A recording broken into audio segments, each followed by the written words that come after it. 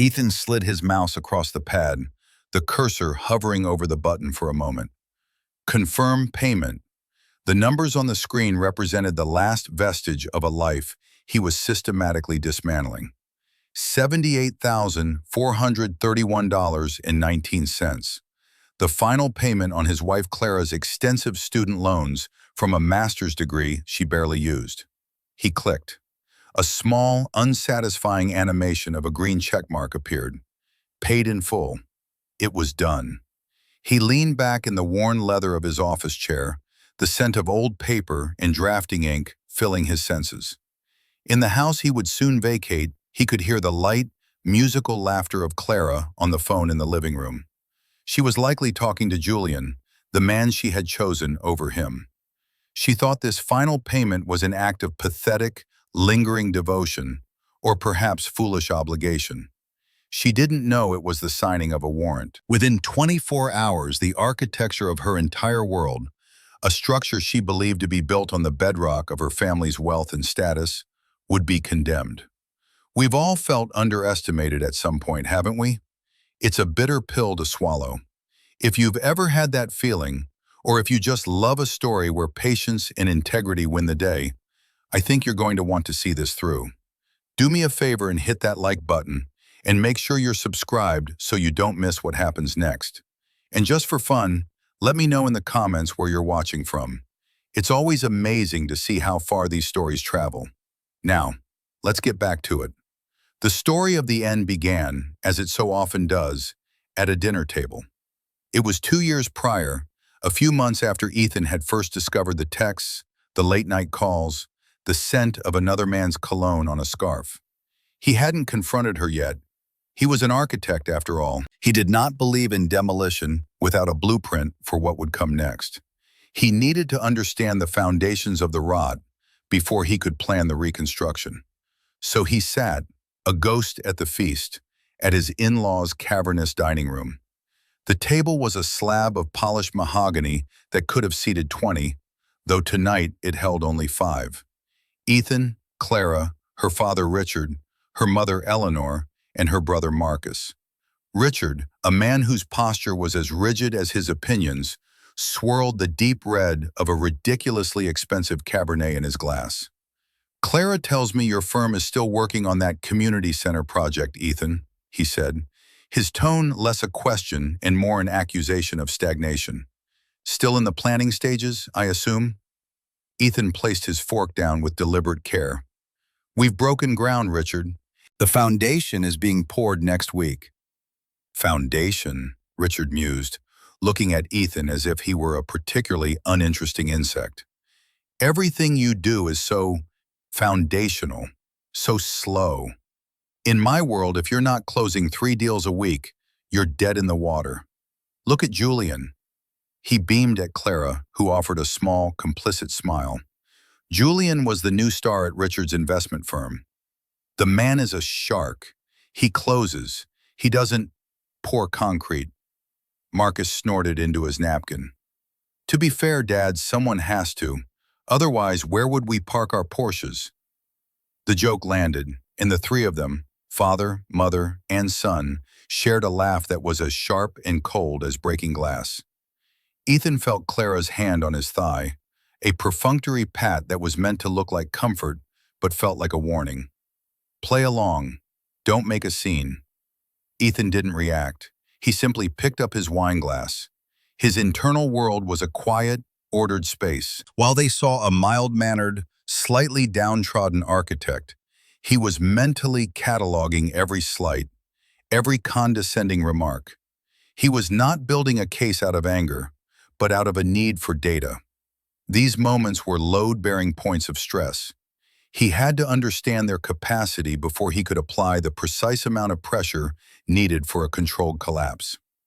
"Architecture is a long game," Ethan said, his voice even and calm. "It requires patience. You have to build something that lasts, something that can withstand storms, not just for a fiscal quarter, but for generations." Richard waved a dismissive hand. "Oh, the romance of it all. Very noble. But nobility doesn't pay for a summer home in the Hamptons, does it? Or he added, his eyes glinting with casual cruelty, for Clara's rather ambitious educational debts. That was the first time the loans were weaponized. It would not be the last. Clara had insisted on a private university for her art history degree, a field she pursued with the passion of a tourist, not a scholar. The debt was immense, a monument to a whim. Ethan had agreed, back when he believed their marriage was a partnership, to help shoulder the burden. Now, in the chilling clarity of her betrayal, the loans had become something else entirely. They were a chain, and his in-laws, and soon Clara herself, believed it was fastened around his neck. They were about to learn he was merely holding the other end. Eleanor, a woman who had perfected the art of saying nothing with a pained, elegant smile, finally spoke. "Now, Richard, be nice. Ethan does his best." It was, in its own way, the most devastating insult of the night. His best. As if he were a child who had brought home a poorly made macaroni necklace. Ethan met her gaze across the polished wood. He saw the flicker of pity in her eyes, and he stored it away with the rest. Pity was the insulation that arrogance wrapped itself in. Later, when the cold came, it would be the first thing to fail. He took a slow sip of his wine, the taste of dark fruit and tannins turning to ash in his mouth. He wasn't just an architect of buildings. He was now, by necessity, an architect of consequences. The dinner party was merely the site survey. The real work, the quiet, methodical drafting of a new future, would begin that night. And it would all be built around the very thing they mocked him for, that enormous, suffocating student loan. The weeks following that dinner were a masterclass in quiet observation. Ethan moved through his life with the same meticulous care he used to draft a complex blueprint.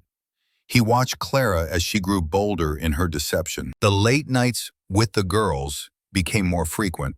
The texts from Jay, she wasn't even clever enough to use a full pseudonym, were hastily deleted, but not before he saw the notifications flash on her phone's lock screen. He saw the way she looked at herself in the mirror, a new, almost feverish glow in her eyes. It was the glow of someone who believed she was getting away with something, that she was smarter than the person she was deceiving. One Tuesday evening, she came home from a yoga class that had apparently run 3 hours late, her hair smelling of rain and a cologne that was definitely not his. She found him in his home office, a small, spare room that was his sanctuary. He was bent over a large sheet of vellum, his favorite 0.5 millimeter mechanical pencil moving in precise, controlled lines. He wasn't designing a building, he was sketching a flowchart, a diagram of financial accounts, legal clauses, and timelines. "Still at it?" she asked, her voice breezy. She leaned against the doorframe, a picture of casual indifference. "Don't you ever get tired of drawing lines all day?" "Some lines are more important than others," he replied without looking up. He kept his voice neutral, a flat plane on which she could project whatever she wished. He knew she saw his focus as a weakness, a retreat from a world where he couldn't compete with men like Julian. "Well, while you've been drawing, I've been thinking," she said, walking into the room. She perched on the edge of his desk, careful not to disturb his papers. "The property tax bill came in. It's a lot." "It's the same as it was last year," he noted. "Yes, but things are different now. My commission checks have been a little slower. And with Julian's new fund launching, Dad is tightening the belt at the firm for a few weeks."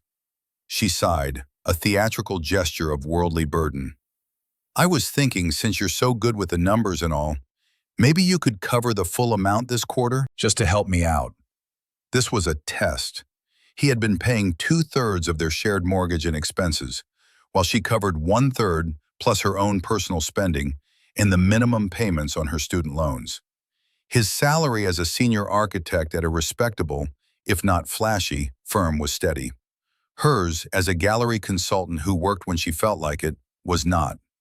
Now she was pushing the boundary.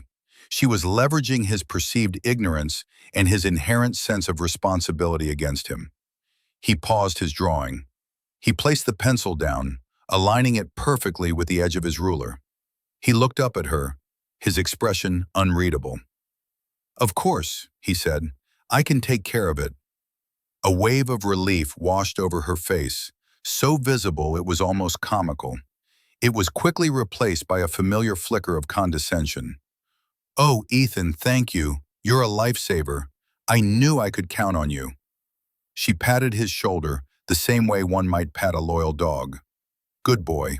What she didn't see was the small notation he made on his flowchart after she left the room. He drew a new box labeled Property Tax, Q3, and connected it with a dotted line to a larger box at the center of the page. This larger box was labeled Post-Nuptial Agreement, Clause 11B, Fulfillment of Shared Financial Obligations. Every dollar she pushed onto him was not a burden. It was a brick. And he was using these bricks to build his fortress, while she thought she was merely adding weight to his back. His secret was a company he had founded 7 years ago with 2 college friends. It was called Helios Design Group.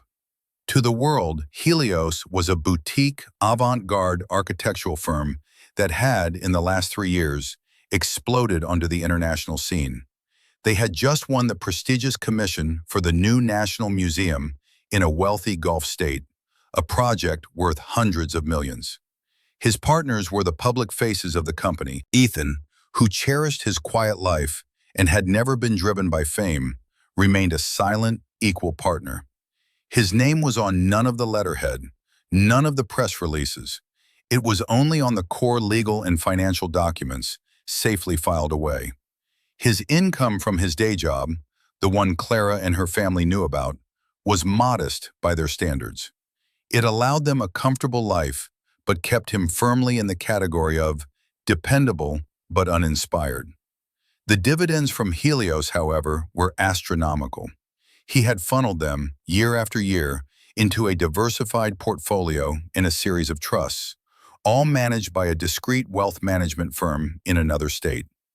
One of those trusts was a joint investment fund he had established 3 years into their marriage, seeded with an initial $2 million of his own money.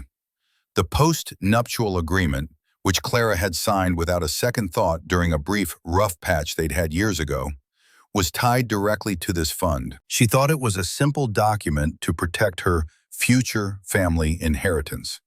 She had never bothered to read the fine print. Ethan had. He had written it.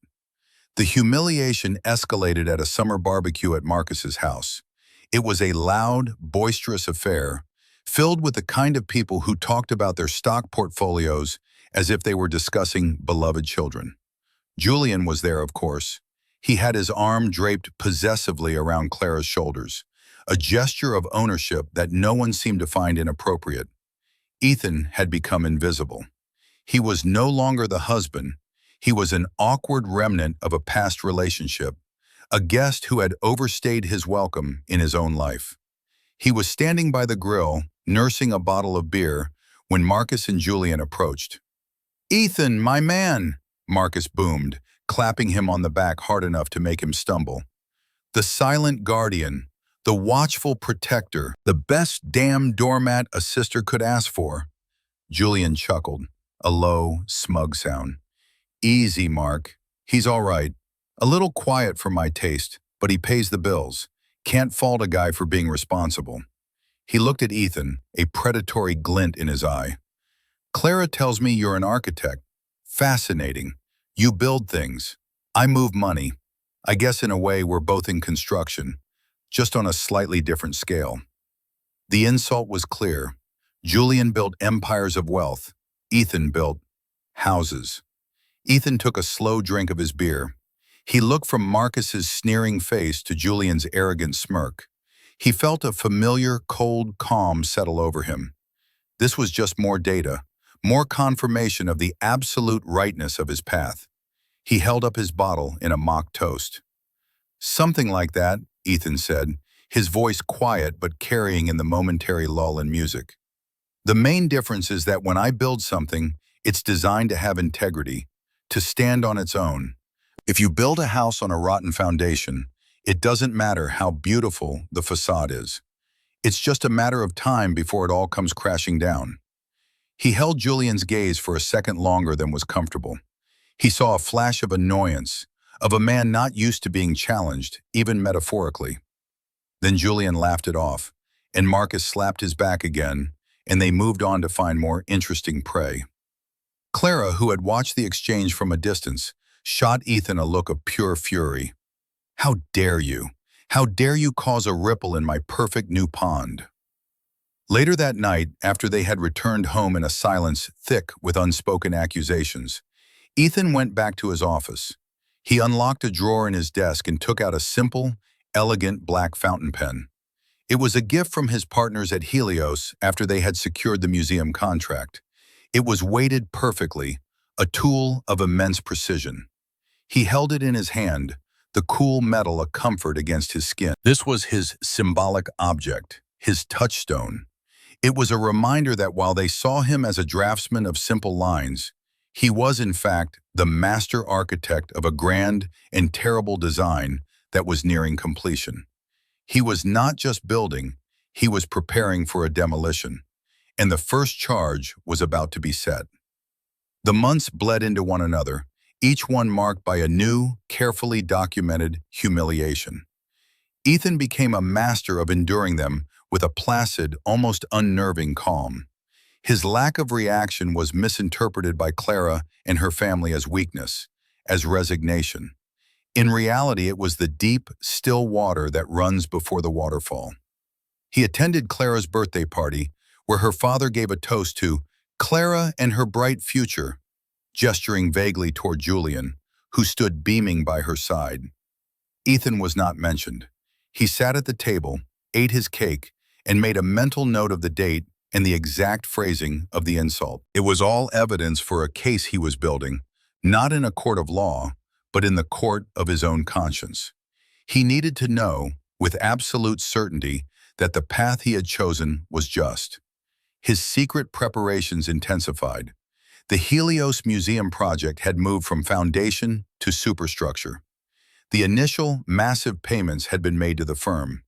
Ethan's share, a figure that would have caused Richard to choke on his expensive Cabernet, was discreetly transferred by his wealth manager, not into his regular accounts but into a series of newly created, legally insulated holding companies. It was a complex web designed to be impenetrable, a fortress of liquidity. He spent his evenings not just sketching architectural plans, but also on encrypted calls with his legal team and financial advisors. They were his masons and engineers, helping him lay the groundwork for the final act. One evening, Clara found him surrounded by bank statements and legal-looking documents. For a moment, a flicker of panic crossed her face. Was he on to her? Was he preparing for a messy divorce? "What is all this?" she asked, her voice sharper than usual. Ethan looked up slowly. He had anticipated this. The papers on top were deliberately innocuous. Utility bills, credit card statements, the mortgage paperwork. "Just getting our finances in order," he said calmly. "With the interest rates climbing, I wanted to see if we could consolidate some things. Maybe even pay off a chunk of your student loan to lower the monthly payments." The tension in her shoulders immediately dissolved. Once again, his talk of responsibility was the perfect camouflage. "Oh," she said, her voice softening. "Well, that's very practical of you, Ethan." She saw him as a simple calculator, a man who could only think in terms of budgets and savings.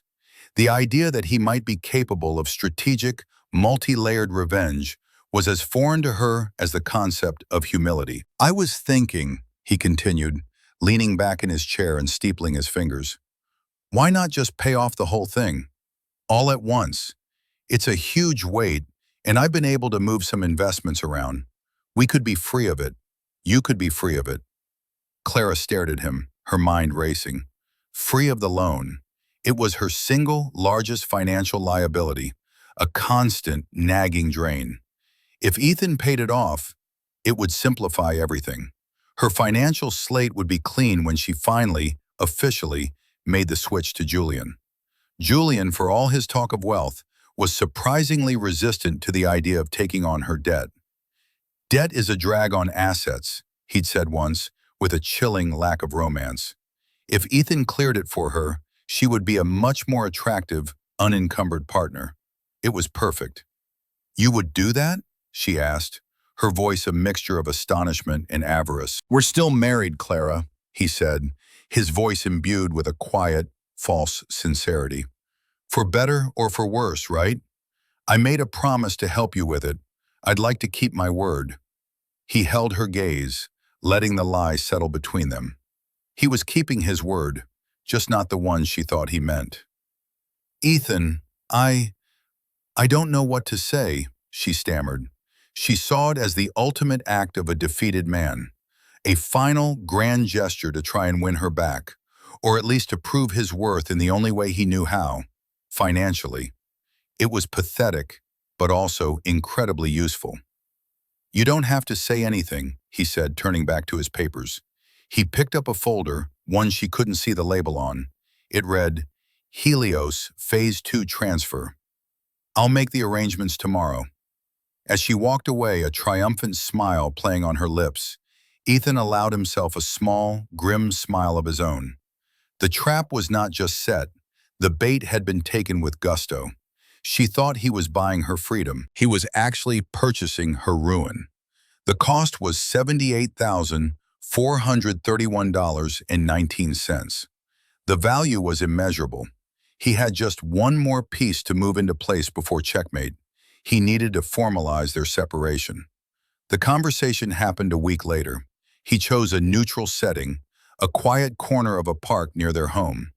The air was crisp with the scent of autumn, and leaves of red and gold drifted down around them. It was the quiet before the storm. "I think we both know this isn't working, Clara," he began, his voice devoid of anger or accusation. It was the voice of a man stating an observable fact, like pointing out that the sky was blue. Clara, who had been steeling herself for a tearful, accusatory confrontation, was taken aback by his composure. "No," she agreed, her own voice softer than she intended. "It hasn't been for a long time. I'm not going to fight you. I'm not going to drag this out," he continued, looking at the placid surface of a nearby duck pond. "I want this to be as clean as possible. You can have the house. I'll find a new place. We can use a mediator to divide our assets. It will be simple." She was stunned. The house? He was just giving her the house? The down payment had been mostly his inheritance from his grandparents. She had been preparing for a battle over it. This level of acquiescence was beyond her wildest dreams. He was practically rolling out the red carpet for her new life with Julian. "And," he added, looking at her directly now, "as I said, I'm going to pay off your student loan before we file anything. I want you to start fresh, with no burdens." This was it, the final confirmation. He was not a threat. He was a footnote. A sad, pathetic man who was so beaten down that he was willing to finance his own replacement. A wave of something that felt almost like pity, but was closer to contemptuous gratitude, washed over her. "Thank you, Ethan," she said, and for a moment, she almost sounded genuine. "That's incredibly generous of you." "I just want what's best for you," he said. And in that moment, it was the truest thing he had said in months. The demolition he had planned was, in its own way, what was best for her. It was a painful, brutal lesson in humility and consequences, a lesson her privileged life had never taught her. It was a lesson she needed to learn to ever have a chance at becoming a whole person. He was giving her that too. She just didn't know it yet. He stood up. "I'll arrange the payment this week. Once it's confirmed, I'll have my lawyer draw up the initial separation papers. We should probably all meet, you, me, your father, since he's so involved in your finances, just to ensure everything is transparent." "My father?" she asked, surprised. "Of course," Ethan said smoothly. "He's your advisor, and Julian too, if you like. I want everyone to be on the same page. No surprises." The irony was so thick he could taste it. No surprises. The entire event he was planning was nothing but a surprise, a quiet bomb set to detonate in the middle of their smug, self-satisfied lives. She agreed. Of course, she agreed. Why wouldn't she? To her, it was a meeting to formalize her victory. She, Richard, and Julian would sit on one side of the table, the winning team. On the other would be Ethan, the lonely loser, signing away his life. The image was so appealing, so validating, that she couldn't wait. And so, 2 years after that first humiliating dinner, after months of quiet planning and enduring countless cuts to his dignity, Ethan sat in his office, the green checkmark glowing on his screen. The final payment was made. The final condition was met. He picked up his phone and sent a single text message to his lawyer, a brilliant, shark-like woman named Ms. Albright. "It's done. Schedule the meeting." The reply came back in less than a minute. "Confirmed. My office. Friday at 10 a.m. The invitations are on their way." Ethan leaned his head back and closed his eyes. He didn't feel joy or triumph. He felt the quiet, profound satisfaction of an architect looking at a finished blueprint. Every line was in its place. Every calculation was double-checked. The structure was sound. All that was left was to watch it be built. Or in this case, to watch another one fall. The day of the meeting dawned bright and clear, a perfect autumn morning that seemed to mock the impending devastation. Ethan dressed with meticulous care in a charcoal gray suit, a crisp white shirt, and a simple dark blue tie. It was the armor of a professional, quiet and unassuming, but perfectly tailored. He looked in the mirror and saw not a victim, but a man in complete control of his destiny. He had slept soundly, the deep, dreamless sleep of a man whose work is done. He arrived at the law offices of Albright and Finch a few minutes early. The firm occupied the top 2 floors of a sleek, modern skyscraper downtown, a building Ethan knew intimately. Helios Design Group had consulted on its structural engineering. The receptionist greeted him by name and led him immediately to the main conference room. Miss Albright was already there, standing by the floor-to-ceiling window that offered a panoramic view of the city. She was a woman in her late 50s, with sharp, intelligent eyes and an air of absolute competence.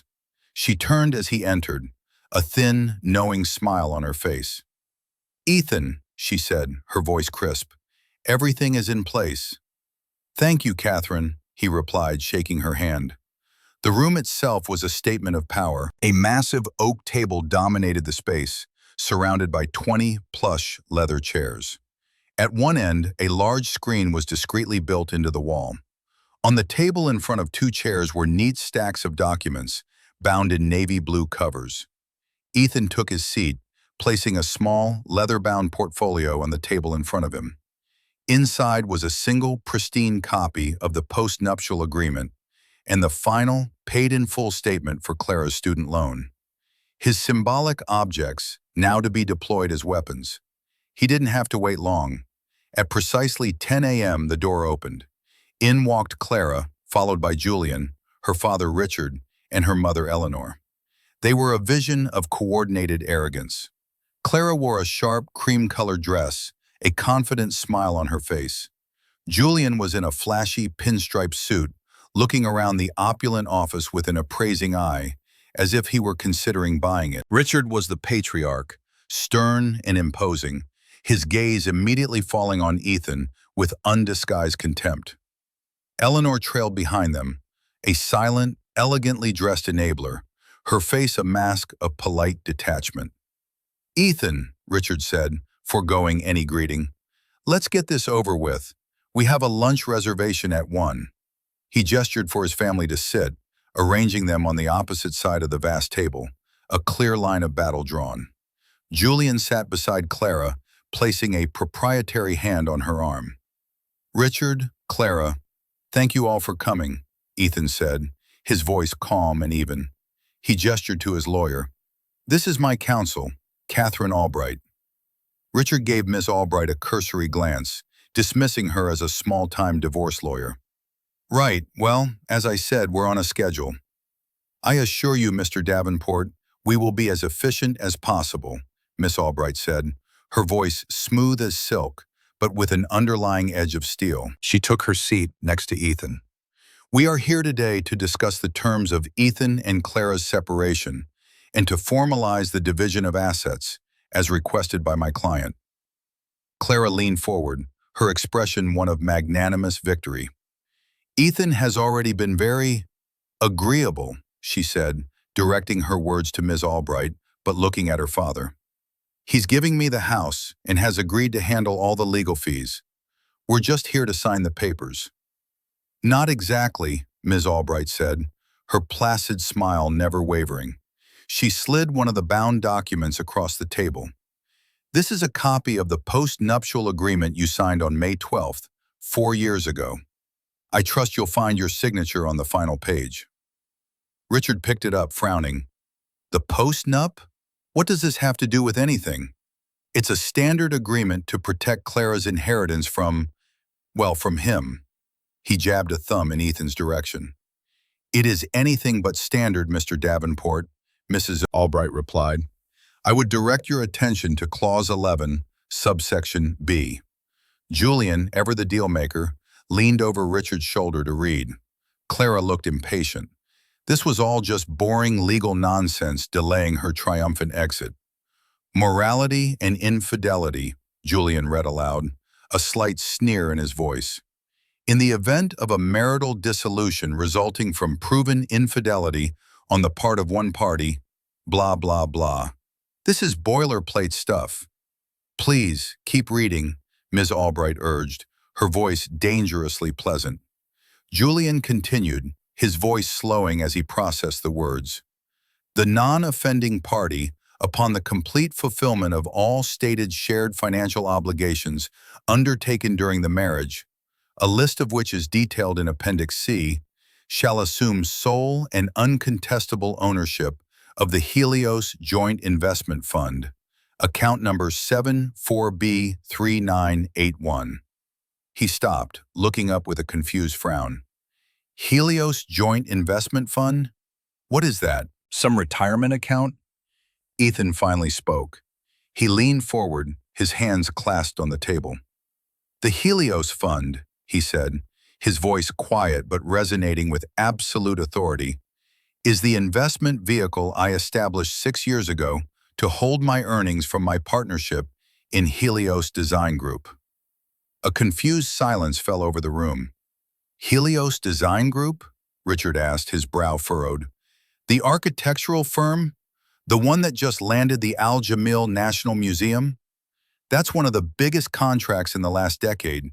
What does that have to do with you? Ethan allowed himself a small, cold smile. I am a 1/3 silent and founding partner, Richard. The statement landed in the silent room with the force of a physical blow. Richard stared, his mouth slightly agape. Clara's confident smirk faltered, replaced by a look of utter disbelief.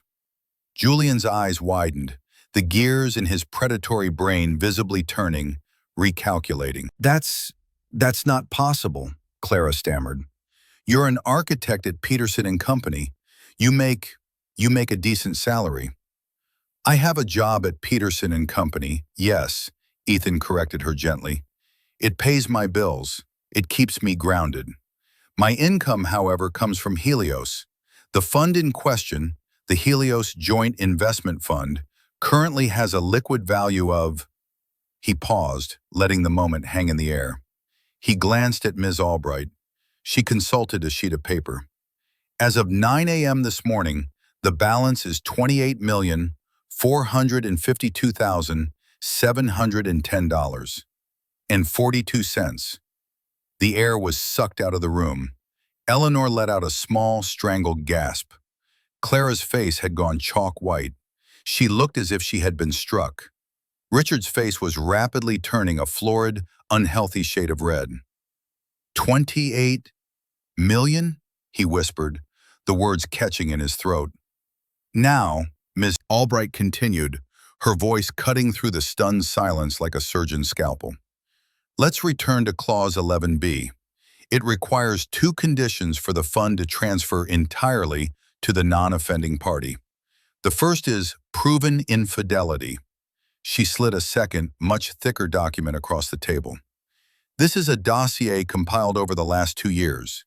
It contains cell phone records, credit card statements for hotel rooms and gifts, sworn affidavits from private investigators, and several hundred intimate text messages between Clara and Mr. Julian Croft. I believe this more than satisfies the first condition. Clara looked at the thick, damning file, then at Julian, her eyes wide with panic. Julian, for his part, looked physically ill. He seemed to be shrinking in his expensive suit.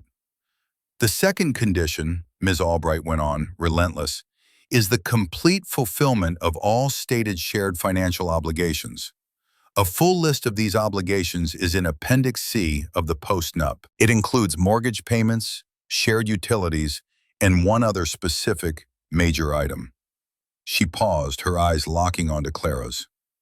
The outstanding balance of your student loan from Columbia University. The penny dropped.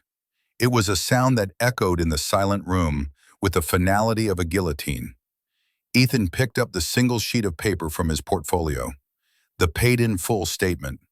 He looked directly at Clara, his expression no longer calm or placid, but filled with the cold fire of righteous judgment. You thought my paying off your loan 2 days ago was an act of a weak, pathetic man, didn't you, Clara? He said, his voice low and devastating. You and your family mocked my foundational work. You mocked my steady, unglamorous job. You mocked my sense of responsibility. But that responsibility was the key. That final payment wasn't a gift. It wasn't a plea for you to come back. It was the fulfillment of the final condition of a contract you were too arrogant to ever read. I didn't just pay off your debt. I bought my freedom, and I bought your entire future. He slid the paper across the table. It came to a stop directly in front of Clara. Paid in full. The words seemed to mock her. The transfer of the fund's assets to a new account under Mr. Sterling's sole control was initiated this morning at 9:01 a.m., Mrs. Albright stated calmly. It is irrevocable. Richard finally found his voice. It was a strangled, furious roar. You can't do this. That money, some of that money is mine. I invested in that fund. No, Richard, you did not, Ethan corrected him, his voice like ice. 2 years ago, you came to me asking for a bridge loan for your new venture. You were over-leveraged. The banks had turned you down. I didn't give you a loan. I offered you an investment opportunity. I allowed you to invest $5 million of the Helios Fund's money into your own company. It was my money you were playing with. And according to the terms of that investment, which you also signed without reading closely, in the event of a significant change in the fund's ownership structure, which has just occurred, I have the right to call the entire investment due, immediately. Richard stared at him, his face a mask of horror. He understood. His company was built on Ethan's money, the money that was now gone. You're ruined, Richard, Ethan said, with no hint of satisfaction, only a statement of fact. Your company is a hollow shell. As of this morning, it has 0 operating capital and a $5 million debt to me. Clara began to cry, not quiet sobs, but harsh, gasping sounds of pure shock and despair. Ethan, no, please, you can't. Why? Ethan looked at the woman he had once loved, the woman who had casually and cruelly dismissed him, and he felt a profound, aching emptiness. The anger was gone, burned away by 2 years of methodical planning. All that was left was the truth. Why? He repeated her question. You ask me why? For 2 years, you and your family have treated me with nothing but contempt. You mocked my work. You mocked my character. You flaunted your affair in my face, believing I was too stupid or too weak to do anything about it. You bled me for every penny you could, not out of need, but out of a sense of entitlement. You never saw me, Clara. You only saw what you thought I was, a simple, reliable cog in your machine. He stood up, his full height seeming to fill the room. I am an architect, Clara. I build things that last, and I have built this. This is a consequence. It is a structure built of your own disrespect, your own cruelty, your own arrogance. Every insult was a brick. Every lie was a reinforcing bar. You built this prison for yourself. I just turned the key. He turned to Julian, who was now trying to discreetly slide his chair away from Clara, as if her despair were contagious. And you, Julian, you thought you had won the prize. You're a man who understands assets and liabilities. Well, you should know, the asset you coveted is now a liability. Her house, which I so generously gave her, carries a mortgage she can no longer afford. She has no income, no prospects, and a family whose fortune has just evaporated. Good luck with your acquisition. With that, he looked at Miss Albright. I believe we are finished here. Indeed we are, she said, gathering her papers. Ethan walked to the door without a backward glance. He didn't need to see the fallout. He had designed it perfectly. The sounds from the room, Clara's wailing, Richard's sputtering rage, Eleanor's stunned silence, were just the predictable sounds of a controlled demolition. He stepped out into the bright, clear day, a free man. The project was complete. The immediate aftermath was chaos, a symphony of desperation played in a key of pure panic. As Ethan stepped into the elevator, the soundproof doors of the conference room closing behind him, he felt not a surge of vindictive pleasure, but the profound, quiet relief of a burden lifted. He had carried the weight of their condescension and his own hidden knowledge for 2 long years. Now, he was light. Inside the glass-walled prison he had built for them, the scene devolved. Clara, her face streaked with mascara, turned on Julian, her voice a raw shriek. Do something! You're the financial genius! Fix this! Julian, who had been inching his chair away from her, as if proximity could incriminate him, stood up abruptly, smoothing his pinstripe suit. His face was a mask of cold calculation. The predator had realized he was in a trap, not a feast. There's nothing to fix, Clara, he said, his voice stripped of all its earlier charm. The man was meticulous. The contracts are ironclad. He's taken everything. He looked at her, and for the first time, she saw herself through his eyes. Not as a beautiful, high-status prize, but as a bankrupt, debt-ridden woman with no prospects.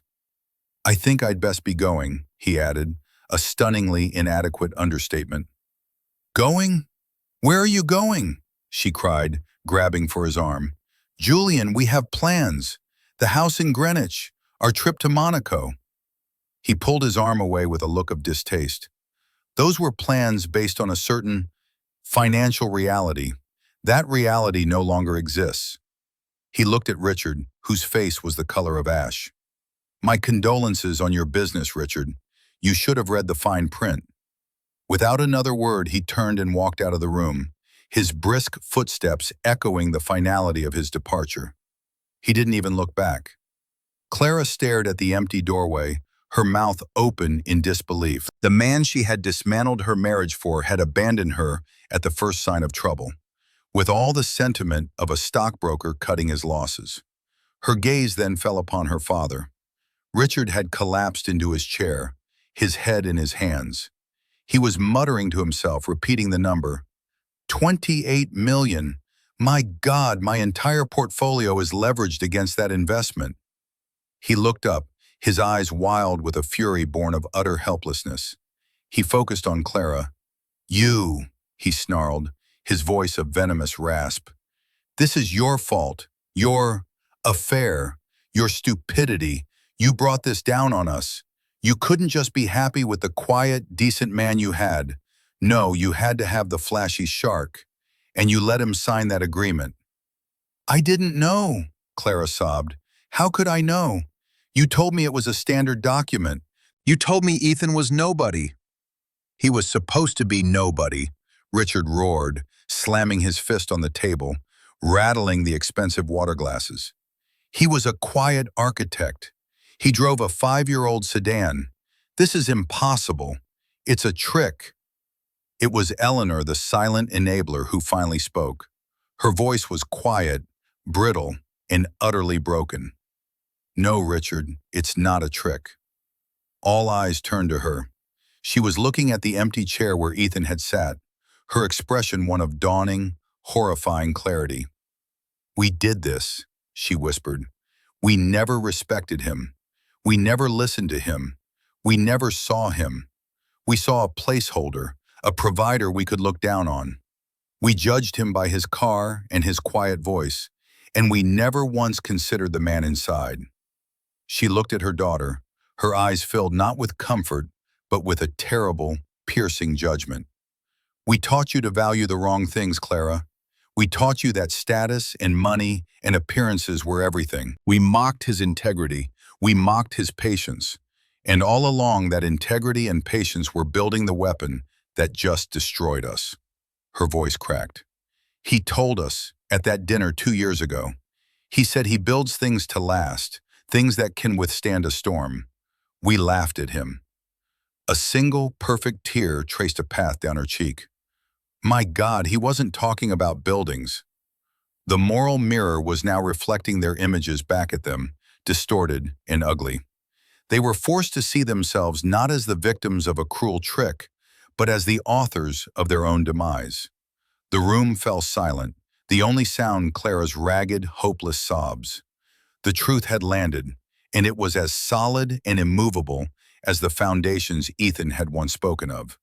Their beautiful facade had crumbled, revealing the rotten structure beneath. There was nothing left to do but sit in the ruins. Ms. Albright re-entered the room a few minutes later, her expression impassive. "The building security has asked me to inform you that you've been here for some time. If you require a moment to compose yourselves, I can offer you the use of a smaller, more private room." Her offer of kindness was itself a form of judgment, the professional courtesy offered to the defeated. Richard, a broken man, simply nodded, unable to speak. Eleanor helped a catatonic Clara to her feet. As they were led out of the grand conference room, they looked like refugees fleeing a fallen city, a city they had once ruled. The consequences of that meeting unfolded with the brutal efficiency of a domino rally. Richard Davenport's investment firm, Davenport Capital, collapsed within a week. Ethan's demand for the return of his $5 million investment created a liquidity crisis the company could not survive. The news hit the financial papers with a small, unceremonious thud. A mid-size firm, over-leveraged and poorly managed, had gone under. There was no mention of Ethan. He remained a ghost, his name absent from the story of their ruin. Richard, once a titan in his small pond, was forced into a humiliating bankruptcy. The mansion with the mahogany dining table was sold. The luxury cars were repossessed. He and Eleanor moved into a small, rented condo, the silence between them thick with blame and regret. Marcus, who had so enjoyed calling Ethan a doormat, found his own life upended. His trust fund, managed by his father's firm, was wiped out. His high-paying no-show job at Davenport Capital ceased to exist. He was forced to sell his party house and get a real job for the first time in his 35 years. The sneer was wiped from his face, replaced by the harried, anxious look of a man who suddenly understands the price of a gallon of milk. The world, he discovered, was not so amusing when you weren't watching it from a position of unearned privilege. For Clara, the fall was the hardest. Julian was gone, a phantom who no longer answered her calls. The house Ethan had given her went into foreclosure within 3 months. She couldn't afford the mortgage, the taxes, or even the utilities. She was forced to move in with her parents in their cramped condo, a move that was a daily torment for all three of them. Her father blamed her. Her mother pitied her in a way that felt like acid. And Clara herself was trapped in a state of perpetual, impotent rage. She tried to fight back. She hired a lawyer, a cheap one she could barely afford, to try and contest the post-nuptial agreement. The case was thrown out of court in a preliminary hearing. The judge was blunt. It was a perfectly legal, binding contract that she had signed willingly. Her failure to read it was her problem, not the court's. Her lawyer advised her there was no path forward. Ethan's legal fortress was impregnable. Defeated, she was forced to confront a reality she had never imagined. She needed to work. Her art history degree, which had been a vanity project, was now her only potential lifeline. She took a job, not as a consultant in a chic gallery, but as a cashier in the gift shop of the city museum. The irony was not lost on her. She spent her days selling postcards and replicas to tourists, earning minimum wage. Her hands, once soft and manicured, became chapped and dry. The condescending pity she had once felt for people she considered beneath her was now the expression she saw on the faces of her former friends when they occasionally passed through the museum. One afternoon, months into her new life, she saw him. Ethan. He was across the grand atrium, part of a small, well-dressed group. He was listening intently to the museum director, who was gesturing animatedly at the soaring architecture of the new wing. Ethan was wearing a beautifully cut navy blazer, his posture relaxed and confident. He looked younger, happier, and more powerful than she had ever seen him. He laughed at something the director said, a full, genuine laugh that she realized she had not heard in years. He was no longer the quiet, downtrodden man who existed in the shadows of her life. He was the center of his own. As she watched from behind her cash register, a painful realization washed over her. He had not just taken their money, he had taken back his life, a life they had tried to smother with their petty arrogance. He had been a giant all along, and they had been so busy looking down their noses at him that they had never looked up. The humiliation she felt in that moment was more profound than any financial loss. It was the humiliation of understanding, far too late, that she had thrown away a diamond because she had been too blind to see it shine. She turned away before he could see her, her cheeks burning with a shame that was entirely her own. 2 years passed. The sharp edges of the demolition had softened into a new, settled landscape. Ethan Sterling was no longer a secret. His role in Helios Design Group had become public knowledge, not through any announcement from him, but as a natural consequence of the firm's skyrocketing success. They had completed the Al Jamil National Museum to international acclaim, winning nearly every architectural award in existence. The building was hailed as a masterpiece of modern design, a perfect fusion of form, function, and cultural sensitivity. Ethan's name was now mentioned in the same breath as the world's leading architects. He had not, however, changed his nature. He remained a quiet, thoughtful man. He avoided the limelight when he could, preferring the serene, focused atmosphere of his design studio to the glare of a press conference. He had bought a penthouse apartment in a historic building downtown, a space he had redesigned himself. It was not opulent or flashy, but it was beautiful, filled with light, clean lines, and a sense of profound peace. He had moved on, not with the bitterness of revenge, but with the calm of justice served. He had not set out to destroy them, but to remove them. The destruction was a byproduct of their own weakness. One crisp October evening, he stood on a stage under a shower of polite applause. It was the official dedication ceremony for the new children's wing of the city hospital, a pro bono project Helios had undertaken. It was a building of gentle curves and surprising colors, designed to feel less like a hospital and more like a place of wonder and healing. It was a project of pure passion for him, and he had poured his heart into it. As he stood at the podium, looking out at the assembled crowd of city dignitaries, doctors, and philanthropists, he felt a deep and abiding sense of purpose. This was what he was meant to do, to build things that serve people, that brought light into the world. After his speech, as he was mingling, a woman approached him hesitantly. It took him a moment to recognize her. It was Eleanor, Clara's mother. She looked older, her face etched with lines of hardship that had not been there before. The expensive clothes were gone, replaced by a simple, modest dress. The air of detached elegance had been replaced by a fragile humility. "Mr. Sterling, Ethan," she began, her voice trembling slightly, "I know you have no reason to speak to me, but I had to come. I read about this project. It's beautiful. What you built here. Ethan looked at her, and for the first time, he saw not the silent enabler of his humiliation, but a woman who had been through her own crucible. "Thank you, Eleanor," he said, his voice gentle.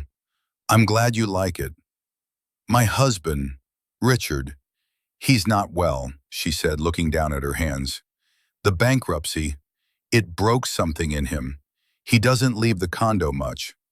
She looked back up, her eyes swimming with unshed tears. "He was wrong. We were all so terribly wrong. About everything. About you." This was not a plea for money or forgiveness.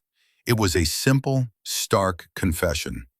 It was the final, quiet echo of the explosion he had set off 2 years ago. "I know this is not my place to ask," she continued, her voice barely a whisper. "But Clara, she's working. She has a small apartment. She's taking classes at the community college at night, something in accounting. She's trying. She's different." Eleanor paused. "She talks about you sometimes, not with anger anymore, with a kind of awe. She says you were the only honest man she ever knew, and she was too foolish to see it." Ethan absorbed this information without comment. He felt no triumph.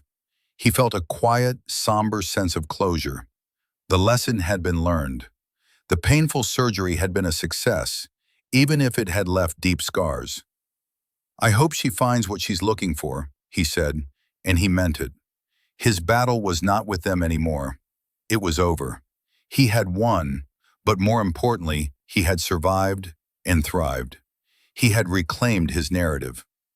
"I just wanted to say thank you," Eleanor said, a tear finally escaping and running down her cheek. Ethan was taken aback. "Thank you? For what?" "For the lesson," she said. "It was a terrible, brutal lesson, but we needed it. You held up a mirror, and we finally saw ourselves. Thank you for showing us the truth." She turned and walked away, disappearing into the crowd, leaving Ethan alone with his thoughts. He had never considered that his actions could be seen as a gift. He had acted out of a need for justice, for self-preservation.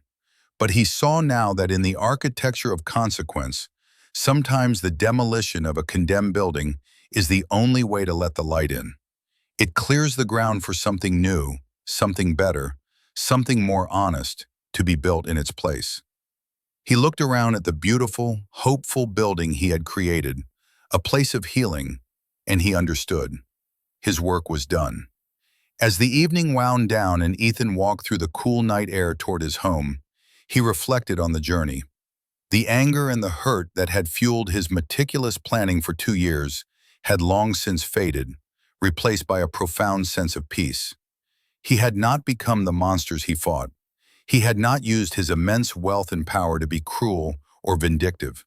He had simply used it as a tool, with the precision of a surgeon, to excise a cancer from his life. He had maintained his integrity, his moral high ground, and in doing so, had won a victory that was more than just financial. It was a victory of character. The story of Ethan and Clara is a powerful reminder that true worth is not measured in flashy cars, expensive suits, or the approval of arrogant people. It is measured in quiet integrity, in patience, in the strength to endure, and the wisdom to act at the right moment. It's about building your life on a foundation of solid rock, not on the shifting sands of appearance and status. The world is full of people who will judge you on the surface, who will underestimate you because you don't fit their narrow definition of success. But strength that is hidden is often the most powerful of all. It allows you to work, to plan, to build, while others are blinded by their own hubris. Ethan's story is one of poetic justice. The very things his wife and her family mocked him for, his patience, his responsibility, his foundational work, were the very tools he used to reclaim his life. The student loan they saw as his chain was, in fact, his key. He didn't just get revenge. He enacted a perfect, symmetrical consequence that forced them to confront the truth of their own character. He held up a mirror, and they could not look away. And in the end, he walked away not just wealthy, but whole. What do you think about the way Ethan handled the situation? Was it a perfect act of justice, or was it too harsh? It's a complex question, and I'd love to read your thoughts in the comments below. Everyone's moral compass points a little differently, and that's what makes these stories so interesting to discuss. Thank you so much for joining me on this journey. If you found this story satisfying and it resonated with you, please don't forget to give it a like and subscribe to the channel for more content just like this. Every click helps these stories reach more people who might need to hear them. Until next time, remember to build your own life on a foundation of integrity. It's the only structure that is truly guaranteed to last.